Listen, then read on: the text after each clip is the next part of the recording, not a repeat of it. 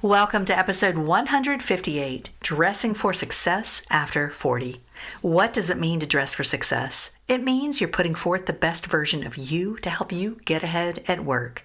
Yet after 40, or sometimes even younger, our body starts to change, our lifestyle can change, and it can seem like a monumental feat just to find an outfit that works, let alone sets you up for success. Do you throw in the towel and give up, just wearing your boring black suit that doesn't even fit, day in and day out? I want to share 6 ways to help you look your best for the office and beyond, and they make it feel easy. But first, is your style in need of a jumpstart? Then I have just the thing for you. Find Your Signature Style is my flagship course, and it is a culmination of everything I have been teaching my clients for 14 years. This course gives you exactly what you need to build the foundation for your style, to build your wardrobe, to learn how to love shopping, and to fall in love with your style. Whether you feel like you don't have a style, you've lost your style, or your style just needs a little bit of a jump start, this is exactly the course for you. Designed to give you all the elements you need in 3 simple steps. We make finding your style as easy as 1, 2, 3. Click the link in the show notes or go to findyoursignaturesstyle.com and get ready to rock your style today.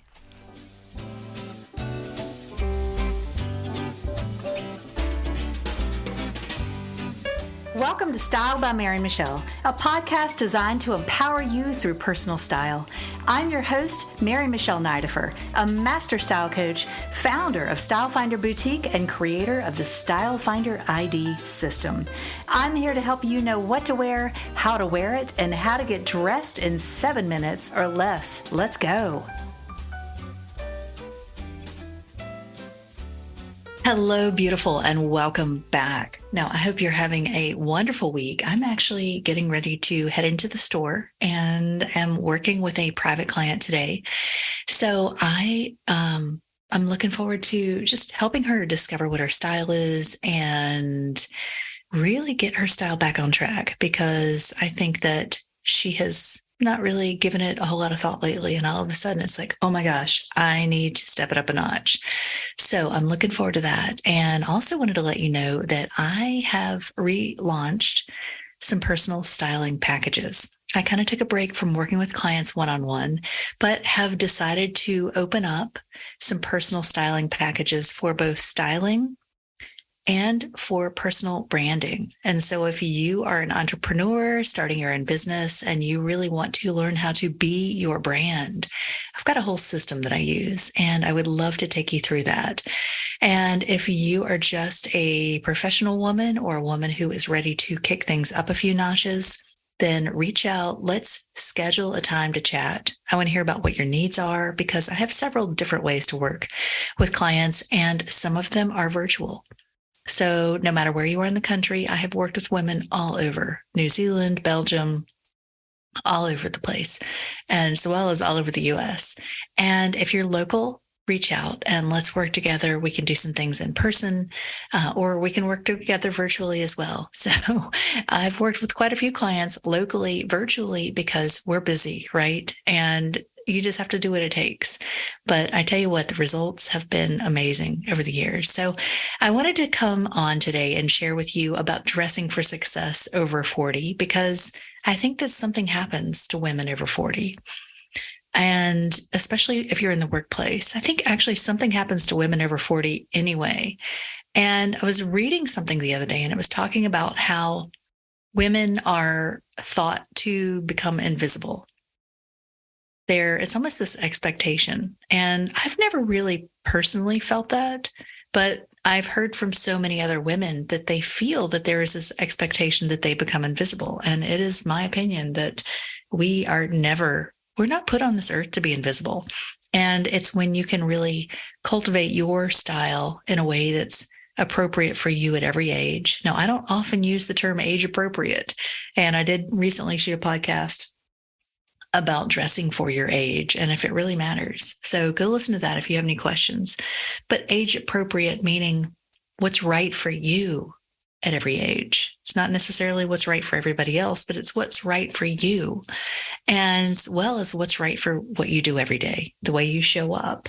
And when there's a disconnect, we become disconnected from ourselves. When we don't dress in a way that is truly authentic to us, to who we are, to how we want to show up, it can work on our self-esteem. It can work on our confidence. And I want you to feel confident, because one thing I know is that once we get to be 40 and up, we know ourselves better, right?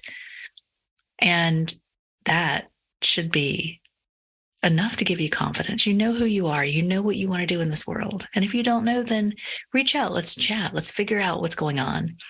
In my newly rebranded packages, I am combining 3 of my passions: style coaching, which I've done for almost 15 years now,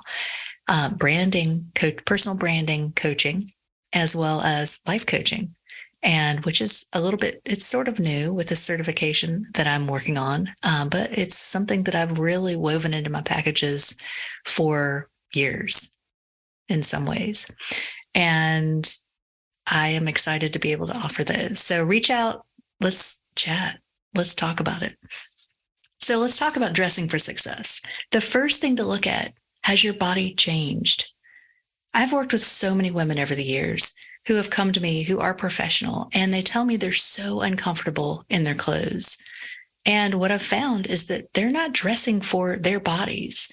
They're trying to cram themselves into stiff, boxy suits, or pieces that just don't fit, or maybe pieces that used to fit them and they don't fit anymore. I know one client I worked with had a great hourglass shape years ago. And as she got a little bit older, she started to morph into an apple, which I've seen a lot of women do. And she was still trying to wear dresses that had waistline definition. She was still trying to wear suits that were fit and flare, and they did not work. She felt uncomfortable. She looked uncomfortable, and it just didn't work for her.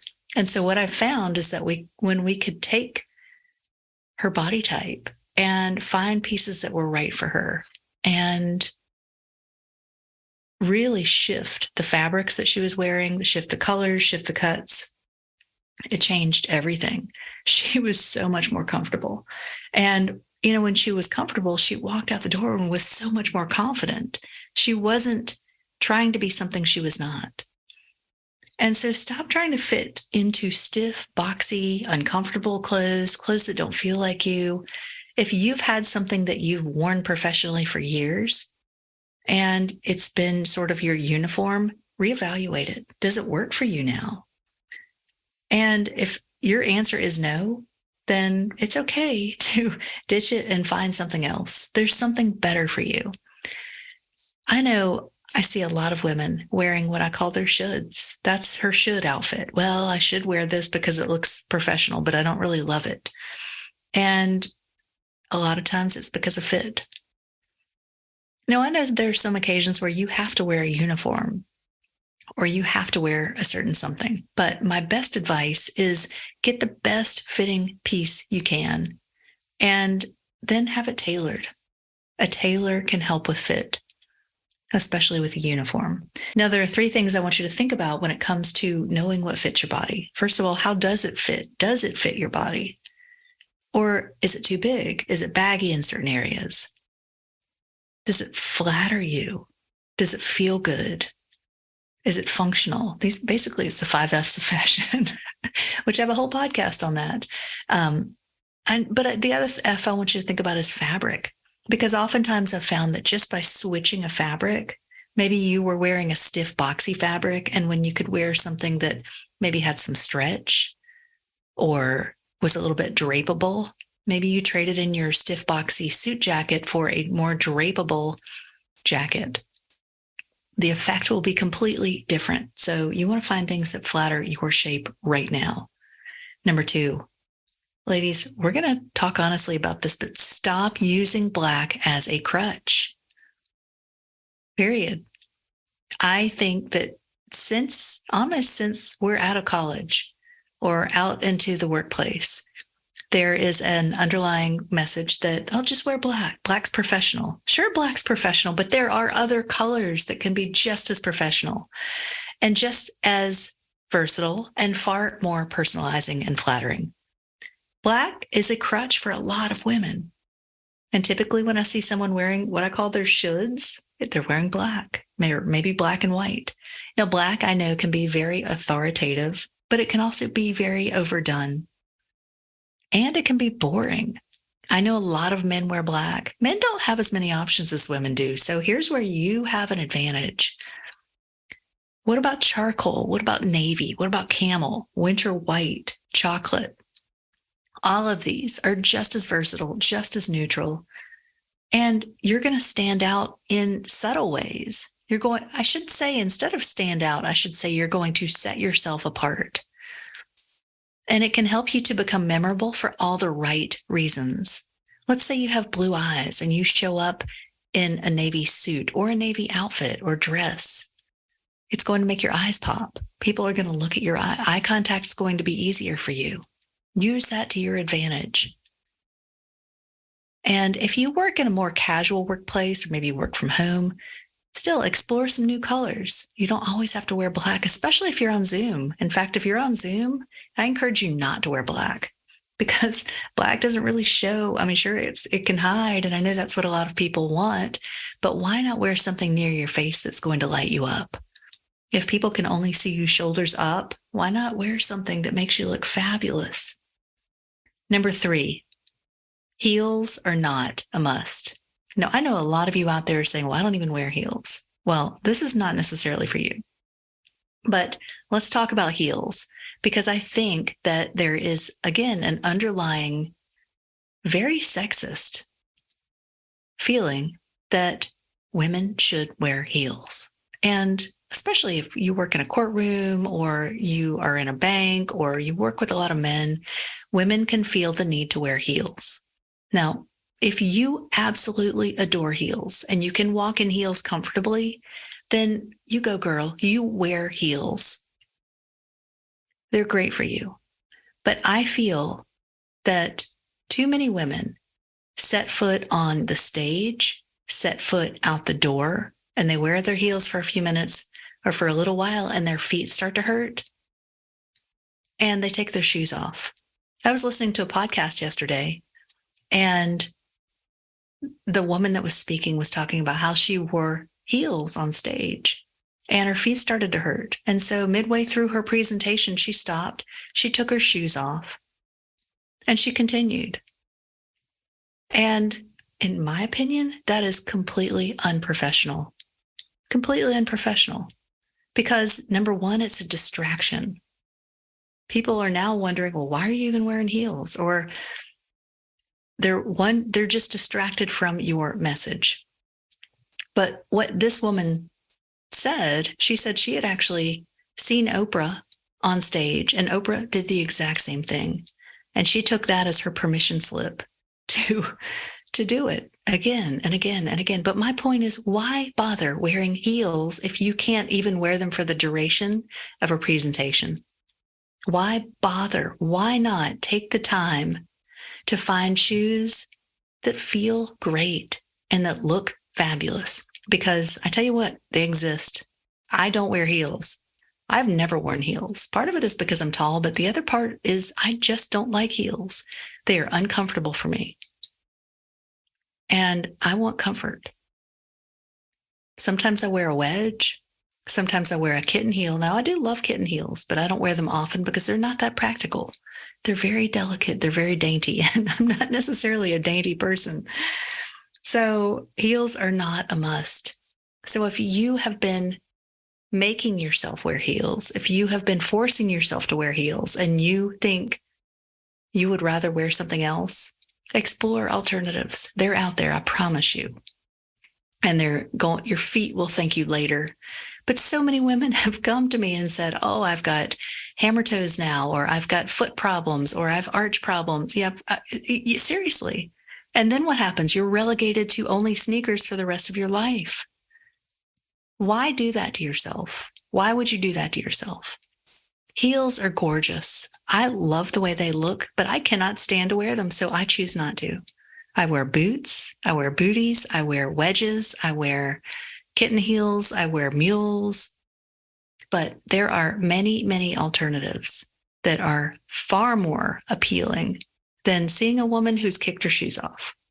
Because if, in my opinion, I don't care if they're Louboutins or not. If they're Louboutins, especially, if you've invested that much money in something you can't even wear all day long, that is, I don't know. In my opinion, it's not worth it. It's not a good investment because you're not going to be reaching for those every single day. And then you travel. What are you going to do? Go walking around town in your Louboutins?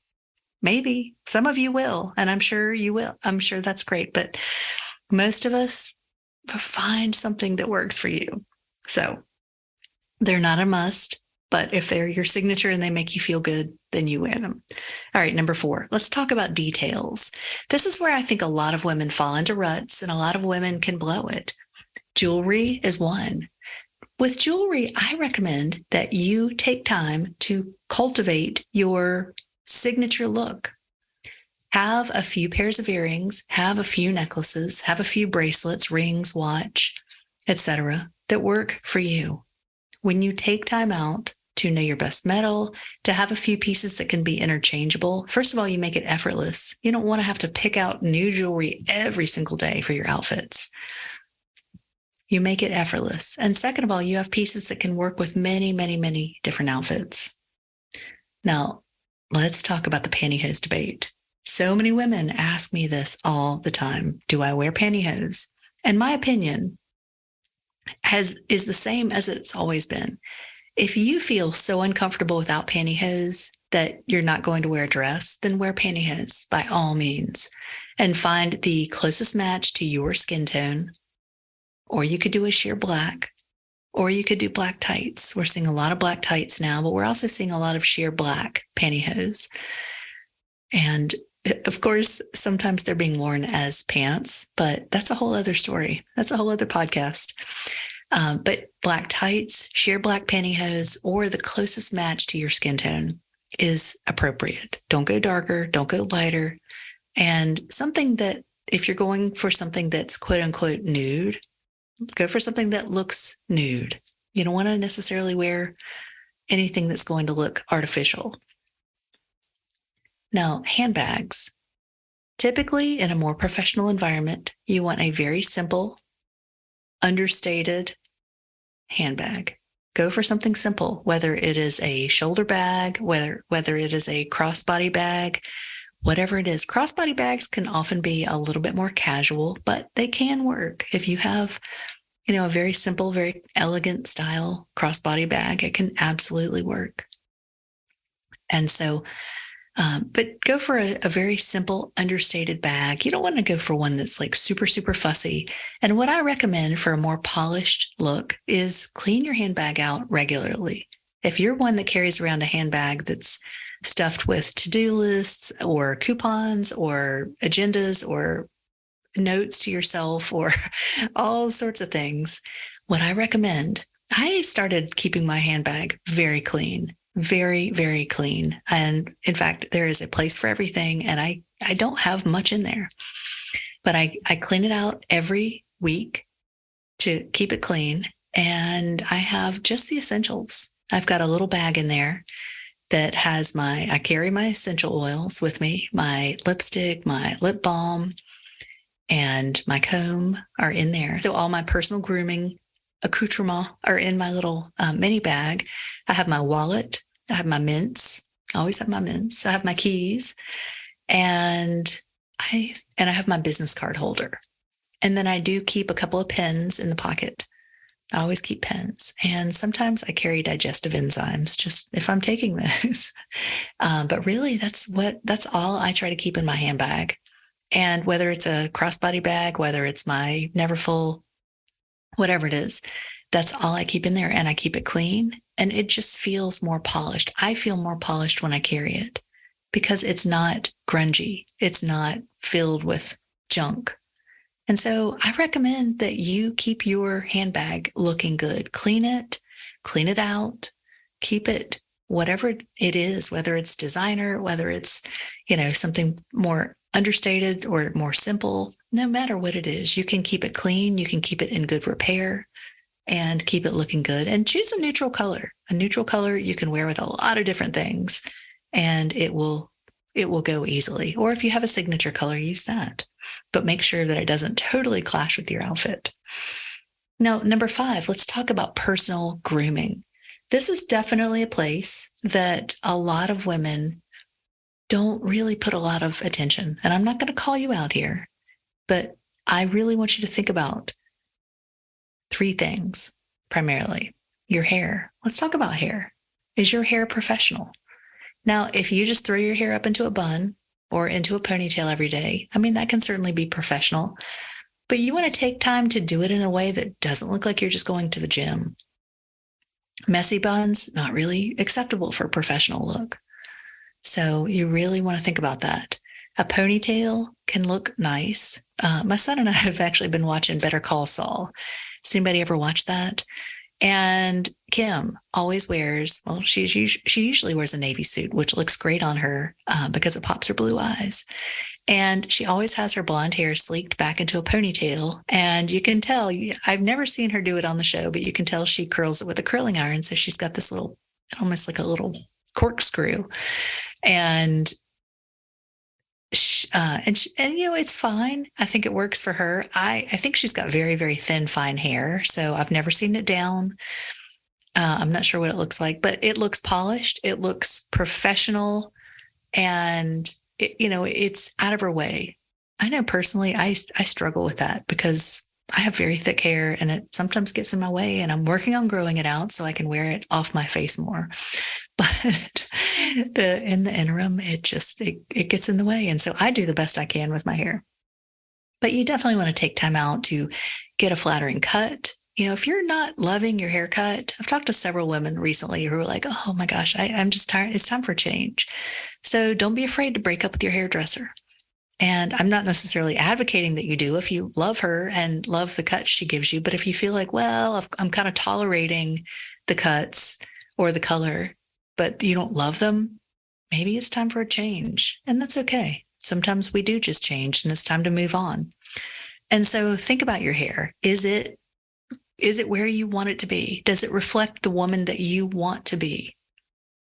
If you look at yourself and you're like, well, I wouldn't call myself professional. I wouldn't say I'm dressed for success. Well, think about where you want to be. Think about what you want that to look like. Keep your roots in check. One of my big pet peeves, because I am completely gray underneath, but I do color my hair. And in those 6 weeks, I have roots showing. And I can't stand it. One of my big pet peeves is seeing roots. Now, if you're trying to grow your hair out to gray, then it's just going to happen. But if you're not, then I have a great solution for you. L'Oreal makes this great root touch-up spray. And I just feel like it's a distraction. This is what I look at with your professional presence is you want to eliminate distractions. Roots are a distraction on men or women. And there are so many great solutions that are inexpensive, that are easy, that they just solve the problem. And that way nobody's looking at your hair like, wonder what her natural color is. You don't want that distraction. You want somebody focused on what you're there to do, what your message is, what your job is, and not worried about your hair. Make it a non-issue. So get some great root spray or powder or whatever you prefer. Touch those roots up, and then it just makes a more seamless appearance. And then you don't have to worry about it. Now, if you're going gray, great. See if you can find a hairdresser who can blend effortlessly. So, you make that transition. I know these days they have so many great techniques to blend your gray into your current hair color and make it look effortless. So, that's something you could definitely look into. Now let's talk about makeup. I have met with more women over my 15 years of style coaching who've come and sat in my chair and told me, I don't wear makeup. And what I've found is that it's not that they don't want to, it's just that they never really knew how. They grew up with maybe a mom who didn't wear makeup, and so they were never taught. But what I encourage you to do is to look into wearing makeup. I love makeup. I think makeup is a wonderful thing. If you desire, I'm not saying everyone should wear makeup, but I think makeup is an opportunity to elevate your image, to create a more polished image, and really to put your best foot forward. I love the power of makeup. You can, camouflage all sorts of things under eye circles. You can even out your skin tone. I know as I've gotten older, my skin tone needs more evening out. And I appreciate the coverage of a good foundation a little bit more. No, I don't wear a lot of makeup. I definitely favor a very natural approach, but I do think that wearing a little makeup, some mascara, some brow powder, a little lip color, a little cheek color will do wonders. It can really just enhance your natural beauty, which is what makeup's intended to do. And so if you don't wear makeup and you want to, I would encourage you, ask a friend whose makeup you admire. Who do you work with? Do you have a person you can recommend? You could go into a department store and sit down at the Bobbi Brown counter, which I love Bobbi Brown's approach. I know she sold her company, but the business, Bobbi Brown, the approach is very natural. My sister worked for them years ago, and I fell in love with their products because they're very, very natural. Now, if you're a little bit more bold, more dramatic, maybe you go for MAC or something, a little bit more edgier, but keep it simple. You want to keep it understated. There are so many great lines, Chanel, Clinique. I'm not here to recommend makeup lines necessarily. However, I will say that a lot of the makeup that I use is Mary Kay. And I've used Mary Kay years ago.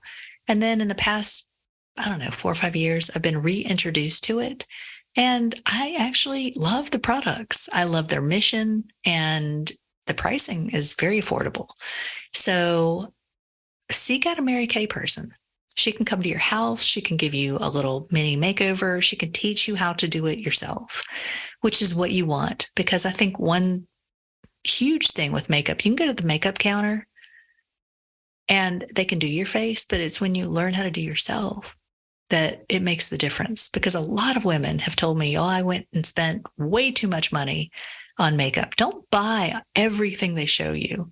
Buy only what you know you'll use. You will not hurt anybody's feelings. And just tell them, hey, maybe I'll come back for that. Let me try this first. Buy one thing. Start with one thing.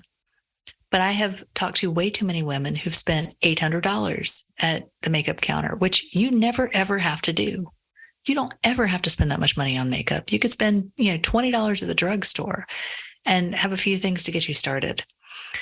But when you have a knowledgeable person showing you what to do, that is key, because you don't want to get home and say, I don't even know how to use these products. I will also recommend that you go to YouTube. YouTube has a ton of makeup tutorials. Instagram is a wealth of information. There are a couple of great people that I follow that I've gotten some great tips from. And there are a couple of products that I can definitely recommend. I'll put the link in the bio for my favorite mascara, which is called Prime Lash. And I love it. It is actually formulated for women over 40 or over 50. And it is fantastic. It is all I use anymore. And I'll put that link in the show notes. The other thing I want you to think about, your nails. How are your nails? Now, if your nails are simple and short and neat and you never get a manicure, great. But if you do wear color on your nails, then, keep it neat. You don't want to have chipped polish. I know sometimes between manicures, it just happens, but, try to keep it as understated as possible. Now, number 6, my last one, we're going to talk about mannerisms. Posture. How do you walk around? Do you carry yourself in a powerful way, or do you slump over? How do you sit? Do you sit straight up, or do you slump over? Because when you slump over, first of all, it's not good for your posture, for your back, for your spine. But it also, when you put your shoulders back, I'm putting mine back right now, roll your shoulders back, ladies.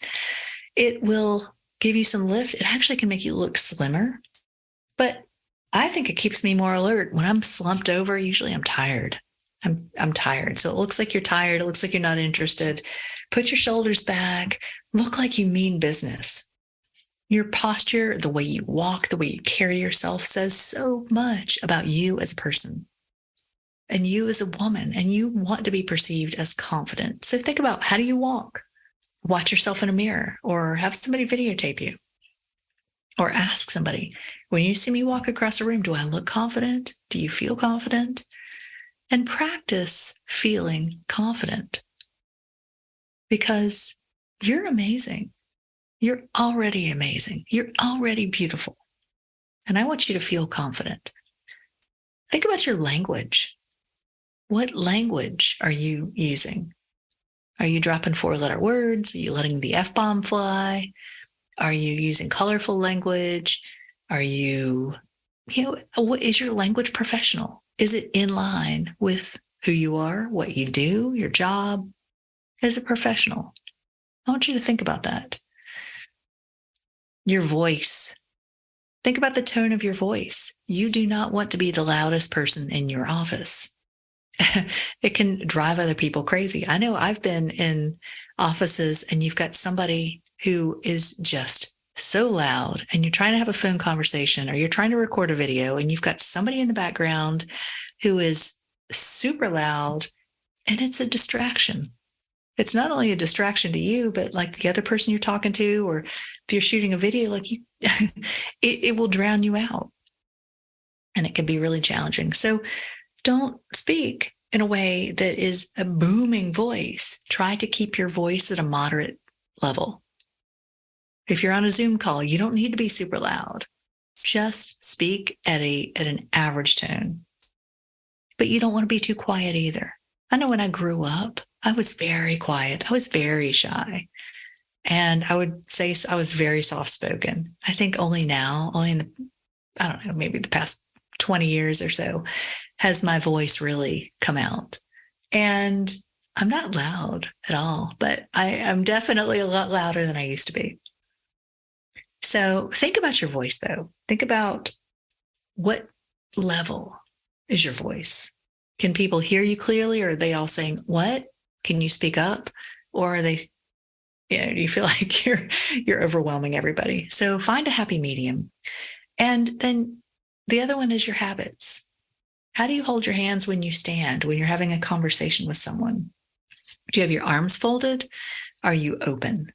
Ideally, you want to be more open. Having your arms folded can look authoritative, but it can also be perceived as standoffish. Now, we could have a whole podcast on body language right here, which, I wish we had time to do that, but we'll save that for another episode. But just know that your body language, your habits, how you stand, how you chew your food, how you chew your gum, are you talking on your cell phone while there's a meeting, or during a meeting, are you late to meetings? Are you bringing snacks into the meeting? What are your habits? Just be aware of those, and be aware of what's acceptable in your workplace and what may be working against you. I'm all about having a snack. Sometimes I do that in our meetings, but it's done in a very understated way that, I'm not crinkling wrappers and making a lot of noise to distract anybody. But just think about your habits. Are they working for you, or are they working against you? Because once you can become aware of something, that's where you can decide to make a change. You may not need to make a change, but it does pay to become aware. So, all right, ladies, let's go through this again. I know that was a lot. So, number 1, ask yourself if your body has changed and dress for the body you're in right now. Number 2, stop using black as a crutch and find a new neutral. Our course, How to Find Your Signature Style, will help you find your new black. There is a link for it in the show notes, and it is just $47 right now. That price is going up very, very soon, but just go grab that right now. Find out what your new black is and start wearing that instead of black. Number 3, heels are not a must. Number 4, pay attention to the details. Number 5, personal grooming is key. And number 6, know what your mannerisms are. Ladies, I hope this was really helpful. Please reach out if you have questions about anything. Come join us over in the Style by Mary Michele podcast group on Facebook. Let me know what your thoughts are. And I'm going to be posting some other resources in there this week to help you take this deeper. If you are interested in taking your image to the next level, you want help to brand yourself as an entrepreneur, or you want help to elevate your image as an executive, please reach out. I would love to work with you personally. I am here for you to help you be the best version of yourself. So reach out, let's set up a get acquainted call, and I want to know more about what your challenges are. Ladies, have a beautiful day, and I will see you on the next episode.